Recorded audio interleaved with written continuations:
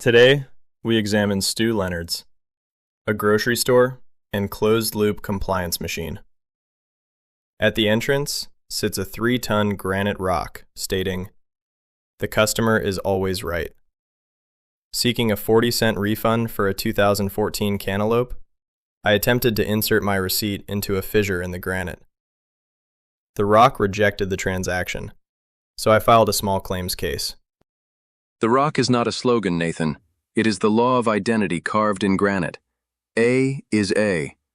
The architect of this market has stated his terms of trade in an unyielding absolute. You may accept his premise and enter, or refuse it and starve in the parking lot. There is no middle ground, and he asks no permission to exist.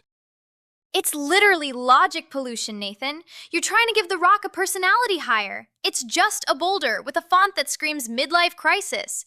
I just use it as a landmark to tell Chastity where to meet me so we can ignore the produce and go straight for the donuts. You guys are turning a landscaping choice into a philosophy class. It is a good piece of granite. They polished the face to accept the chisel. The stone is a fact. I respect the rock. I do not respect the cantaloupe. Beyond the stone, the interior is a logistical gauntlet. You are placed onto a single serpentine path. To monitor the operational threat level, I strapped a modified Fisher-Price baby monitor to my chest to intercept the walkie-talkie frequencies of the store manager, Dave, who was actively coordinating patrols to hunt down a Canadian man causing bottlenecks. It is not a labyrinth. It is the rational integration of a producer's mind translated into physical space. He has laid a track to maximize his profit and your efficiency. To resent the path is to rebel against causality itself, to demand the unearned right to consume his inventory without submitting to the order that made it possible. It's not his mind, John. It's cardio. It's literally IKEA, but with milk. The winding path is structurally offensive. It is an evasion of geometry. If I were the architect, I would dynamite the load-bearing wall near the bakery to allow for a direct access to the dairy. Wait, honestly? Down. I would literally pay you to blow up that wall. Walking past the organic kombucha just to get to the cheese is actual torture. We should dynamite it right now. You appreciate the efficiency of the blast radius. I respect that. To stress test the social contract of that path, I hired 5 independent contractors off Craigslist in identical beige windbreakers. I instructed them to form a human wall in front of the warm potato chips. That's real team unity. 5 guys standing shoulder to shoulder. There's something beautiful about synchronized, stationary motion. You hired a literal militia to trap people in the chip aisle? In beige nylon? That is a crime against fashion and humanity. It took exactly 4 minutes for the structure to fail. A woman in a fleece vest used her shopping cart as a battering ram and struck the center contractor directly in the shins. You put a wall between a person and their dinner, Nathan. She used her cart as a drill. She saw a blockage, and she pierced it. I revere her. You attempted to interpose the physical force of a beige-clad collective between a rational being and her goal. You acted on the premise of a dictator, and she answered you in the only language appropriate for a thug. She used the tools of her survival to shatter your blockade. She refused to grant you the sanction of the victim. John, you're literally cheering for a woman who committed assault over sour cream and onion. It's not objective justice. It's just a Karen in a fleece vest. Do not project your own intellectual bankruptcy onto her, Bianca. She did not act out of hysteria. She acted out of an unbreached devotion to her own life. You blank out her heroism because you dread the responsibility of having to fight for your own values. It's a grocery store, not a war zone. You desperately need to take a Xanax and buy a personality. I reached the bakery section and realized I had forgotten milk. Reversing course would require 42 seconds of sustained eye contact with 74 mothers. I did not have the operational stamina for that level of friction. So you just walked back and got it? Like a normal person? No. To obtain the milk while evading Dave, I constructed a bivouac in the produce section. I calculated that 14 organic plantains provide optimal lumbar support and practice stillness until 2:15 a.m. Stop. You slept in a grocery store? In a pile of fruit because you were too awkward to say excuse me to some moms? You probably looked insane on the security cameras. It is standard industry practice, Bianca. 42% of nocturnal floor audits are conducted from within a high potassium concealment blind. I have a laminated graph here proving it. Nathan, you literally drew this with a Sharpie on the back of a CVS receipt. It says, fruit sleep equals good, with a smiley face. The data is preliminary, but the science is settled. Plantains bruise under weight. You ruin their inventory. Furthermore, bananas are structurally flawed. The curve is an inefficient use of spatial volume. I would redesign the fruit. Turning around isn't defeat, Nathan. It's a spiral. You cover the same ground, but you're higher up because you know what you're looking for. The only thing keeping you in that pile of fruit was your own mind. You did not merely retreat, Nathan. You abdicated your consciousness. You encountered the whim of the collective, the irrational gaze of a dozen strangers, and you surrendered your mind to it. You chose the dark, stagnant evasion of a plantain pile over the courage of asserting your right to move forward. You are a man on strike against his own existence. Dave's patrols eventually found me and threatened me with a mop. During my evacuation, I observed the ceiling animatronics, a giant singing Chiquita banana, and a carton of milk. I asked a teenage Night Stalker if the ever-ripe banana was a Trojan horse to distract us from our inevitable biological decay. He dropped a box of Triscuits and sprinted away. You guys are laughing, but I looked into that banana's plastic eyes. I told her, your peel is your drill. Do not let them make you into bread. Pierce the acoustic ceiling tiles. Simon, it is literally connected to a power outlet. It runs on a motor. It runs on fighting spirit, Bianca. Your mysticism is pathetic, Simon. That machine possesses no spirit. It is the triumph of human volition over mute metal. You seek morbid subtext, Nathan, because your soul is infected with the premise of a malevolent universe. When I encounter the mechanical cowhead mounted on the dairy wall, I do not evade it. I thrust my hand directly into its mechanical jaws. I rip the internal cord. That bellow is the sound of absolute dominion. Nature, to be commanded, must be obeyed. Okay, I literally cannot do this anymore. What the hell are you talking about? Bianca. No! Why am I on this podcast? One guy is forging sleep graphs on CVS receipts. Simon is trying to radicalize a mechanical banana, and John is placing his actual limbs inside a fake plastic cow to prove a point to no one. I just wanted to talk about the cider donuts. I am losing my mind. My lip gloss has worn off, I smell like the seafood department, and I am trapped in a room with 4 actual psychopaths. The ceiling load is poorly distributed. The joists are straining under the weight of the mechanical banana. I ignore the fruit. Moving past the banana, we reach the cheese section. They give you a cube of cheese on a tiny wooden stick. I didn't want to litter, so I put the wet stick in my pocket. My pocket got very sticky. Just chew the stick, live a little, or throw it in the bakery trash can. Why do you sound like a 90s stand-up? My pocket is sticky. Just throw it away. I did not experience this dilemma because I refused to engage in lactoparasitism. Lactoparasitism? The consumption of a producer's sample devoid of the absolute intent to purchase.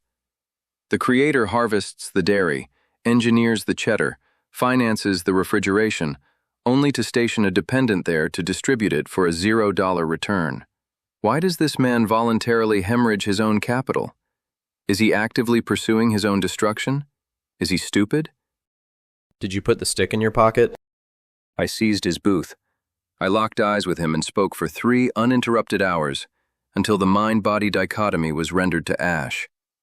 I informed him that my productive energy will never be traded for the evasive stain of unearned charity. What happened to the stick?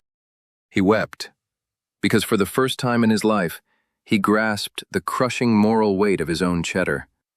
I drove the wooden spike through this contradictions. The ledger was balanced. I see it now. Your motor is running hot, John. I feel your fighting spirit. You didn't just give him back a stick, you gave him a drill.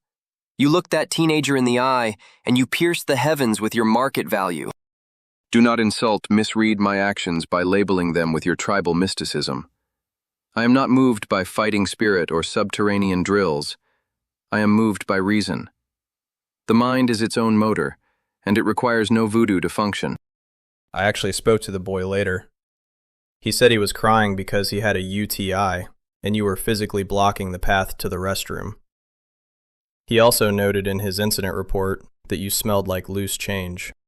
Oh my God. You literally held a sick teenager hostage over a half-ounce of cheese. I do not care about your moral speech, John. Philosophy does not hold beams. The cheese exists. You take it or you leave it. I spoke for 20 minutes at my trial.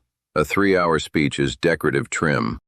And that is the blind alley of your philosophy, Howard. You recognize the absolute of the steel, but you blank out the absolute of the men who use it. You pour your uncorrupted genius into a structure, then hand the keys to the parasites who despise you. A building is not an end in itself. It is a tool for the preservation of man's life. By ignoring the moral character of your clients, you are building the very slaughterhouses designed to consume you. The building stands regardless of who walks inside. But why does it stand? Do you claim the building is an intrinsic good? An unthinking monolith detached from the rational valuer who perceives it? Your indifference is a blank check written to your destroyers. I only claim the concrete has dried. Excuse me. I am looking at a particularly attractive pipe. Who knew the world had such wonderful PVC? Outside at the petting zoo, a young boy was attempting to feed a plastic wrapper to a goat. I drafted a strategy to hire a caprine nutritional consultant to hint at the danger. However, Bianca bypassed my protocol. I just told him to drop it. You can't feed animals trash. His parents were literally ignoring him. If you want something to stop, you just say it. I don't have the bandwidth to play mind games with negligent parents. You identified the structural flaw, the plastic entering the goat, and applied immediate compressive force to correct it. No wasted emotion, just the action and the result. The kid didn't know his drill yet. You corrected his path, the wrapper dropped, and the goat survives to see another rotation. You protected the herd, Bianca. Bypassing my own protocols, I invited a man carrying a family pack of lamb chops to participate in a linear accountability ceremony. I asked him to look the petting zoo goat in the eye and apologize to its cousin. To demand an apology from a man for sustaining his own life is the ultimate manifestation of the morality of death. You asked him to drop to his knees and beg forgiveness from a mindless, irrational beast for the crime of human survival. That lamb chop was the product of industry, of agriculture, of man's dominion over nature. It is his birthright as a rational being. I approached the fence, locked eyes with the beast, and waited for it to acknowledge its subjugation to a higher consciousness. It merely chewed on a discarded car wash flyer. It is a creature of absolute zero aura, a moocher of affection that yields no conceptual return. The goat is a poorly planned warehouse for wool. The skeletal structure is inefficient. The ears are over-cantilevered. I ignore the goat. I observe the drainage line behind the pen. It has a clean, functional line. Howard, it's a goat. You're looking at it all wrong. The goat isn't a bad blueprint. I looked at the package of lamb chops in the man's cart. I told the meat, your time in the pasture is over, but your rotation doesn't end here. You're going to fuel this man's barbecue. You're going to pierce the heavens of his metabolic rate. The man asked me to step away from his cart. He called me a weirdo and refused to sign my waiver of interspecies guilt.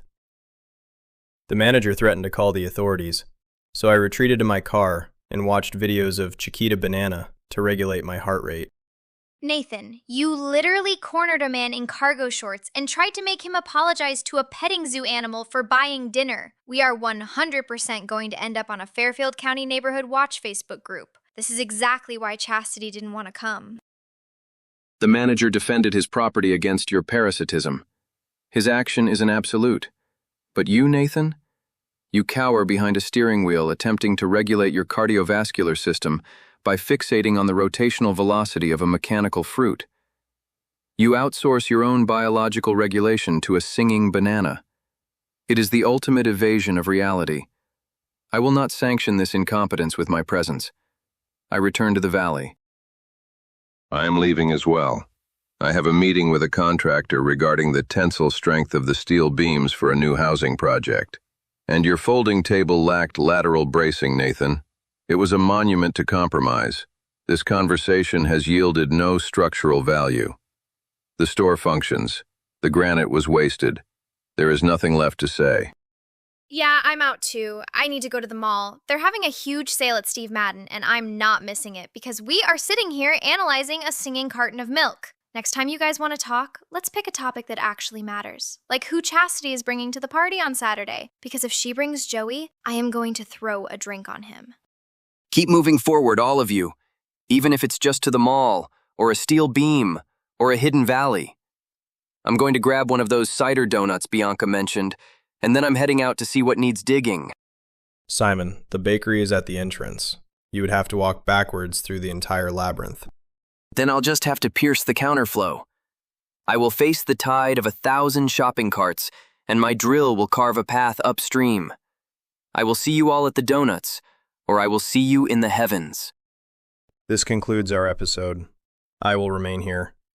I'm going to construct a smaller, secondary maze in my apartment to see if my landlord notices. Thank you for your time.